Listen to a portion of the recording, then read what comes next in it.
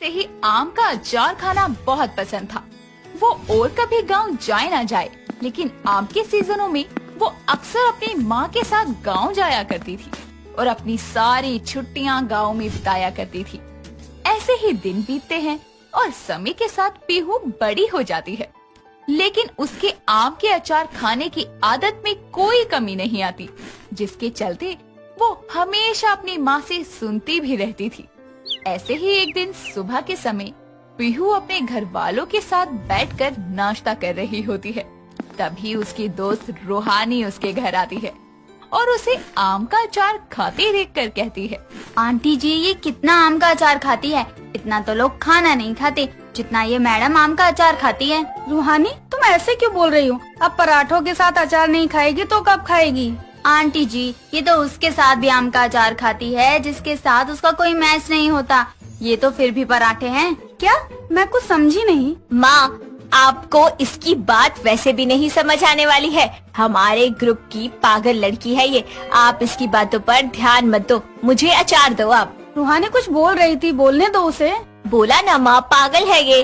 आप जल्दी से पराठे दो, अचार दो, मुझे लेट हो रहा है ऑफिस के लिए। माँ, मुझे भी दो ना। मोटे, तू क्या करेगा अचार का? लड़के अचार नहीं खाते, तू मत खा वरना मेरा अचार खत्म हो जाएगा। पहली बात है, कौन सी किताब में लिखा है कि लड़के अचार नहीं खा सकते? और दूसरी बात, आपका अचार बना ही नहीं है तो खत्म कैसे होगा? मोटे दिमाग वाले, मेरे कहने का मतलब था मेरी पसंद का अचार खत्म हो जाएगा।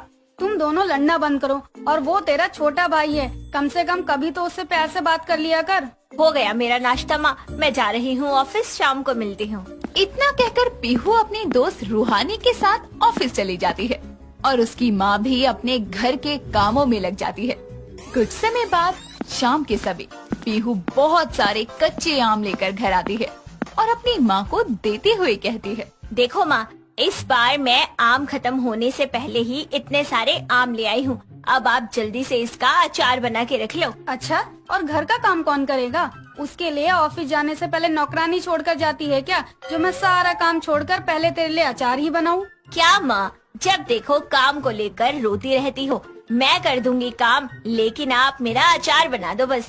नालायक, कितना आम का अचार खाती है? तुझे पता भी है इतना अचार खाने से क्या होता है? पता है माँ, अचार खत्म हो जाते हैं और क्या। तेरा कुछ नहीं हो सकता। कभी अचार से नजर हटाकर कहीं और भी देख लिया कर। हाँ ठीक है, बाद में देखेंगे। आप अभी जाकर अचार बनाना शुरू करो, मैं घर के सारे काम कर लूंगी। तू पागल हो गई है क्या? अब मैं अचार कैसे बनाऊंगी? शाम के समय धूप कैसे लेकर आऊंगी? माँ बोला ना, अभी तो मतलब अभी बना लो, धूप में सुबह रख देना। पीहू इतना कहकर वहाँ से चली जाती है और आशा अचार बनाना शुरू करती है। ऐसे ही कुछ दिन और बीतते हैं, लेकिन पीहू का अचार खाना कम ही नहीं होता, बल्कि उसको लेकर उसकी जिद और मनमानी बढ़ती जा रही थी। कुछ समय बाद उसकी शादी रजत नाम के लड़के से हो जाती है और पीहू अपने ससुराल पहुंच जाती है। ऐसे ही कुछ समय और बीतता है। तभी एक रोज उसका पति रजत ऑफिस से घर आता है और देखता है कि पीहू हॉल में बैठी चिप्स के साथ आम का अचार खा रही है। तभी वो हंसते हुए उसके पास आकर कहता है, ये क्या है? तुम पागल हो क्या? क्यों, क्या हुआ?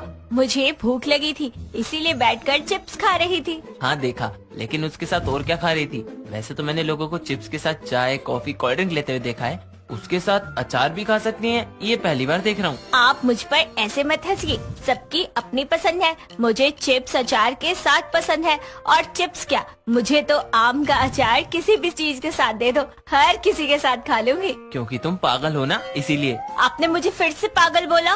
तो क्या करूँ? अच्छा एक बात बताओ, अभी कुछ दिन में आम का सीजन चला जाएगा, तो तुम क्या करोगी? मैं पहले से ही स्टॉक में रख लूंगी। मैं ऐसे ही शादी से पहले भी करती थी, माँ से बहुत सारा अचार बनवा कर रख लेती थी। तुम्हें खुद बनाने आते हैं?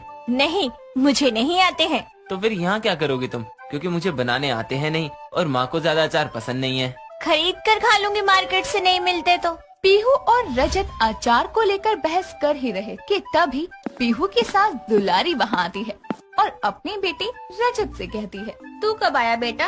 और बहू को कौन सा पाठ पढ़ा रहा है? कुछ नहीं माँ, पीहू को आम का अचार खाते हुए देखा चिप्स के साथ, इसीलिए पूछ बैठा। बेटा इसको समझाने का कोई फायदा नहीं, इसको तो बस आम का अचार चाहिए और कुछ मिले या ना मिले पूरा दिन बस कचर कचर आम का अचार खाती रहती है। क्या माँ जी, आप लोगों से मेरा खाना भी नहीं देखा जाता क्या? बहू हमसे तेरा ये अचार खाना नहीं देखा जाता। तू तो अचार को दाल चावल की तरह खाती है। ये मुंह में जितना स्वाद देता है उतना ही हमारे शरीर को नुकसान भी करता है। पीहू की सास और उसका पति उसे समझाने का बेकार का प्रयास करते हैं कि इस तरह से नॉन स्टॉप हर चीज के साथ अचार खाना उसकी सेहत के लिए नुकसानदायक हो सकता है। लेकिन पीहू पर उनकी बातों का कोई असर नहीं होता। उसे आम के अचार की ऐसी आदत लग गई थी कि वो उसके बिना कोई चीज नहीं खाती थी। ऐसे ही कुछ दिन और बीतते हैं। तभी एक दिन पीहू किचन में काम कर रही होती है और अचानक उसके पेट में जोरों से जलन और दर्द होने लगता है।